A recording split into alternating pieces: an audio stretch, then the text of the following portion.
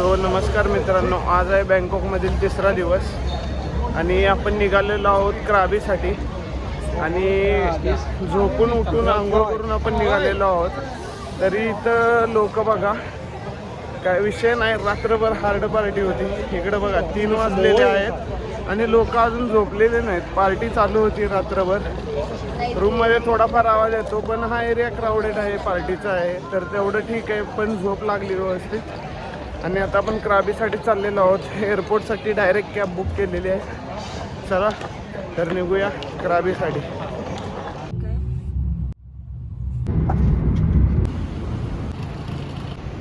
So guys, आता आम्ही आमच्या फ्लाईटचा इथं वेट करत आहोत. क्राबीची फ्लाईट येणार आहे. पण आत्ता एक विषय सांगतो तुम्हाला.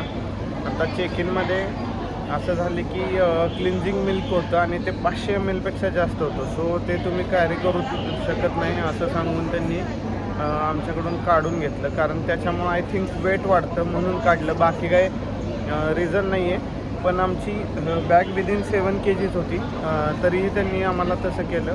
तर ही एक गोष्ट लक्षात ठेवा की ज्या पण गोष्टी असतील ना मॅक्झिमम, ते तुमची जी लगेज बॅग असते चेक इन बॅग 20 kg, त्यामध्ये त्या गोष्टी ठेवा. सो त्या तुम्हाला काढाव्या लागणार नाहीत किंवा टाकाव्या लागणार नाहीत. हे बघा फुगा कसा फुगलेला आहे. तर बस ही इन्फॉर्मेशन तुम्हाला सांगायची होती. आता फ्लाईट येईल, फ्लाईटमध्ये बसू आणि निघू.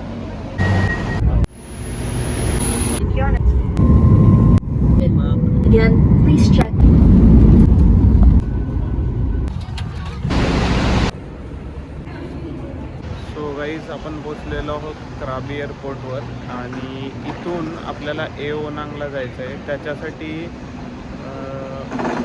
मिनी व्हॅन्स अवेलेबल आहे तिथं. आणि त्या मिनी व्हॅन्सचं तिकीट 150 बात पर पर्सन आहे. असे लोक उभारलेले आहेत कोऑर्डिनेटर लाल शर्टमध्ये. ते लोक आपल्याला त्या मिनी व्हॅनचं तिकीट देतात आणि मग आपल्याला थोड्या वेळाने मिनी व्हॅन आले की जाता येते. तर अशा पद्धतीची सोय आहे इथे. तर गाईज, ही आहे शटल, आपण ज्यातून आपल्या हॉटेलपर्यंत प्रवास करणार आहोत. तर एक महत्त्वाची गोष्ट सांगायची ते म्हणजे लोक बँकॉकवरून क्राबीला येताना करतात ती चूक की ते रात्रीची बस घ्यायला बघतात, नाही का. तिथून बसचा पण ऑप्शन आहे, पण त्यात 15 तास लागतात आणि तुम्ही एवढं दमून जाता, वेळेत नाही पोचत, उशिरा पुढं मागं होतं. तर आणि वरून तुम्हाला 3000 लागतातच. तर ही चूक करू नका. तुम्हाला ऑफ सीझनमध्ये जवळपास 3 ते 3,500 फ्लाईटचं तिकीट भेटतं. आणि आत्ता ऑन सीझनमध्ये जेव्हा आम्ही आलो आहोत तेव्हा 5000 भेटतात. 2000 एक्स्ट्रा जातील, पण खूप एनर्जी वाचेल. आणि इथं क्राबीमध्ये आल्यावर तुम्ही फ्रेश असताल, तुम्हाला दिवस युटिलाइज करता येईल. पण बसचं ऑप्शन घेतला तर ट्रॅव्हलिंग वर्स्ट होईल, जास्त ट्रॅव्हलिंग होईल आणि झोपता येणार नाही. इथं येऊन तुमचा 1 ते 1.5 दिवस त्यातच वाया जाईल. सो ती चूक करू नका. सो प्लीज तुम्ही वाया एअरच क्राबीपर्यंत या आणि मग पुढचं जे असेल ते मी तुम्हाला सांगतो.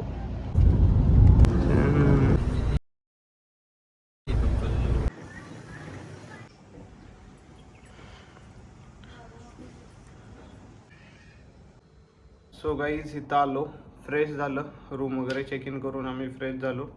आणि जवळच बीच आहे एओनांग म्हणून, तिथं जाऊन आलो.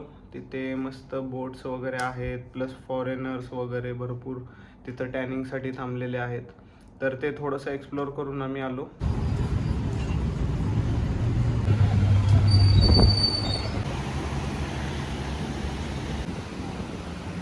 आता रूमवर आलेलो आहोत आणि आता आपण जाणार आहोत एओ थलाने कायाक करायला. तर त्याची बस जे बुकिंग करतो त्यामध्येच ते बस येते. ती पिकअप पण करायला येते, ड्रॉप पण करायला येते आणि जे मधली कायाकिंग ॲक्टिव्हिटी असते ती पण तेच करून घेतात. So it is at good as तुम्ही म्हणजे नाही का पर्सनल ट्रिप बुक करून जाता त्याच्याप्रमाणेच आहे हे. तुम्हाला ऑनलाईन वेगवेगळ्या वेबसाईट आहेत त्याच्यावरून बुक करता येतं. चला तर निघूयात कायाकिंगसाठी.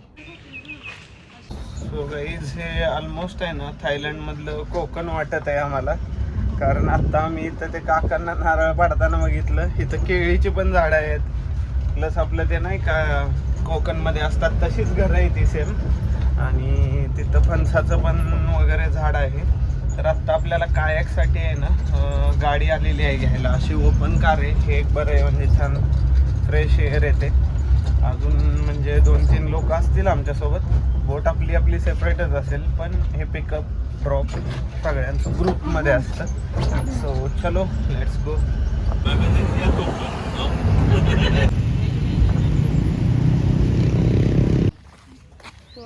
सो गाईज आपण पोचलेलो आहोत जिथून आपल्याला कायाक करायचं आहे. इथं आम्ही जमलेलो आहोत. तर हे फ्रेंड आहेत, इस्रायली आहेत ते, आणि इकडे पाणी वगैरे दिलेलं आहे आपल्याला. सो सेफ्टी जॅकेट आणि इन्स्ट्रक्शन्स वगैरे ते सांगणार आहे. त्याच्यानंतर आपण कायाक स्टार्ट करणार आहोत. सो गाईज त्या दिवशी तिथे खूपच पाऊस झाला आणि इतका जोरात पाऊस झाला की तिथे कायाक करण्यासाठी जी कंडिशन होती ती खूपच डेंजर झाली. आम्हाला त्या गाईडनंसुद्धा सांगितलं की पाऊस पडल्यामुळं आपण कायाक करू शकत नाही.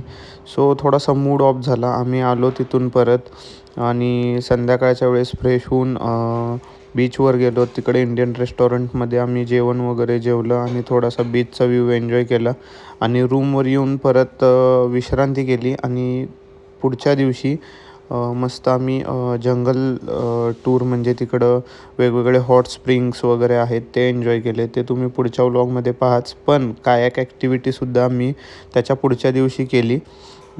सो कायाक ॲक्टिव्हिटीचा खूपच मजा आली. ते सुद्धा व्लॉग मी अपलोड करणार आहे. त्याचीसुद्धा तुम्ही मजा घ्या आणि भेटूयात पुढच्या व्लॉगमध्ये. Bye bye.